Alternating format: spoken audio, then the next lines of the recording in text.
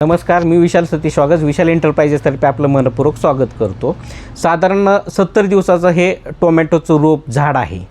तर 70 दिवसानंतर हे झाड अशा प्रकारे ह्याची वाढ खुंटली आणि ह्याची पानं अशी बोकड्यासारखी झाली। तर ह्याचं मूळ कारण काय की लागवड करते वेळेस ज्यावेळेस हे असं रोप दबलं गेलं त्यामुळे ह्याची मुळी जी आहे ती इथं बेंड झाली आणि बेंड झाल्यामुळे ही मुळी पुढे चालली नाही, त्या कारणाने ह्याची वाढ खुंटली। ह्यालाच माझ्या भाषेत रूट स्पॉइलिंग असं मी म्हणतो।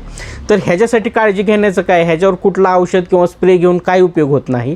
तर ह्याच्यासाठी लागवड करतानाच तुम्हाला काळजी घ्यायची आहे की ती मुळी अशी बेंड होऊ नये, आणि जर मुळी बेंड झाली तर त्याला कालांतराने असं होणारच आहे। त्यामुळे ह्याच्यावर खर्च न करता ह्याच्यावर फक्त लागवडीच्या आधी लागवडीच्या वेळेस ह्याची योग्य निगा घ्या, योग्य काळजी घ्या, तरच तुम्हाला ही योग्य प्रमाणामध्ये रिझल्ट देईल। अधिक माहितीसाठी माझा मोबाईल क्रमांक घ्या 9975 44 10 14। धन्यवाद।